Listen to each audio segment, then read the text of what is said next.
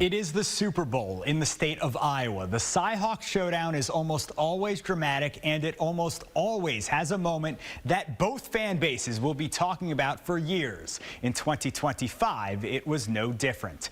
These teams ready for a war, and it was all about those defensive stops early. 3 field goals to open the scoring. Iowa State leads 6-3 when Jeremiah Cooper jumps the route and lights a fire in Jack Trice Stadium with the interception.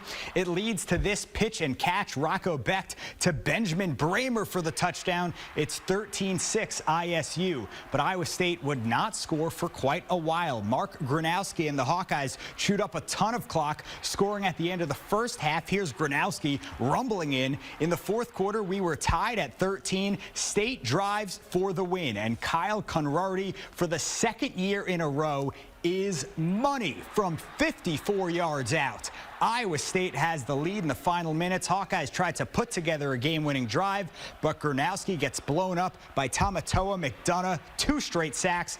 Iowa State keeps the Cy-Hawk trophy. Chelsea Brown and Colin Davies have reaction from Ames.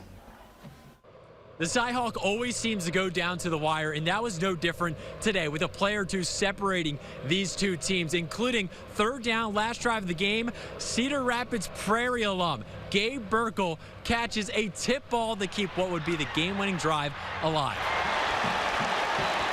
Where does that rank among your favorites? I don't know, to be honest, but I think the one before that where he caught the tip ball ranks pretty high up on my list. And then Dubuque seniors Kyle Konrardy does it again. From what distance? 54 yards for the second year in a row. The decision to kick was the same conversation as when he kicked a 63-yarder last week. He was like, this is his words again. It's pretty similar. Do you want to kick it? All right, F it. Let's kick it. Literally the exact same. And when you got that guy, man, you just believe in him. And I did. I said, man, do you feel really good about this? If you do, let's go for it, and I trust you.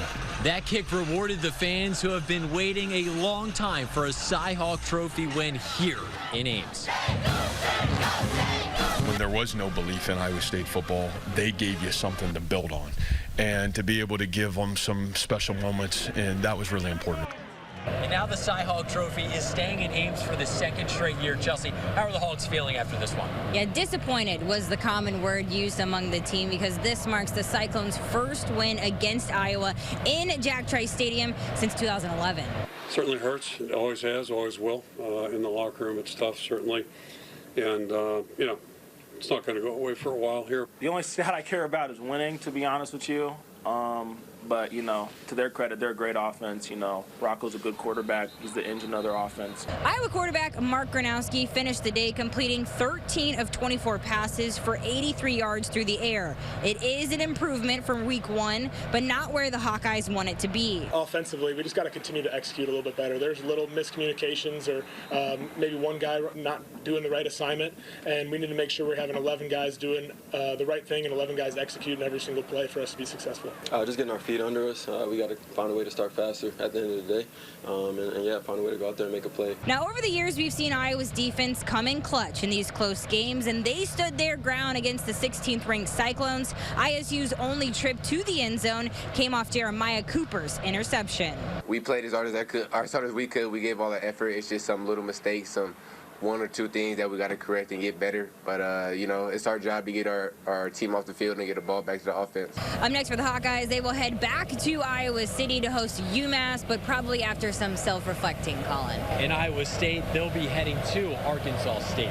For Chelsea Brown, I'm Colin Davis, reporting in Ames for KCRG TV 9 Sports.